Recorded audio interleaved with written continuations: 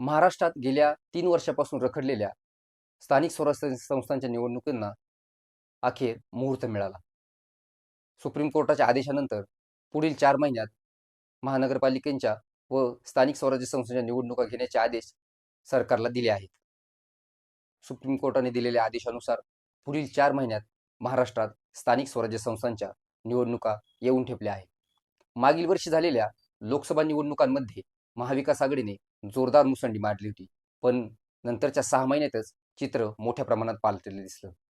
विधानसभेमध्ये प्रचंड रोष असूनही महायुतीने मोठ्या प्रमाणात जागा जिंकल्या व महाविकास आघाडीला धोबीपछाड केली.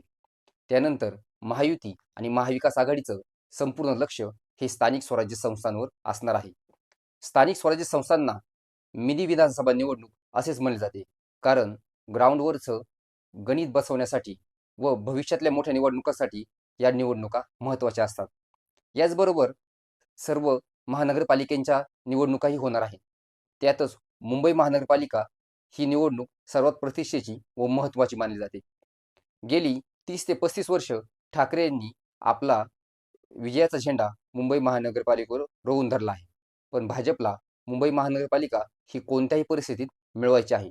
त्यासाठी वेगवेगळे चंग बांधले जात आहे. आत्ताच मराठीच्या मुद्द्यावरून दोन्ही ठाकरे बंधू एकत्र आल्याने याचा नक्कीच महायुतीला तोटा होऊ शकतो. असंख्य मुद्दे आहेत, असंख्य प्रश्न आहेत.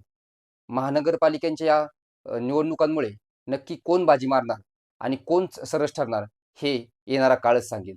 तोपर्यंत तुम्ही आपल्या चॅनलला सबस्क्राईब करायला विसरू नका.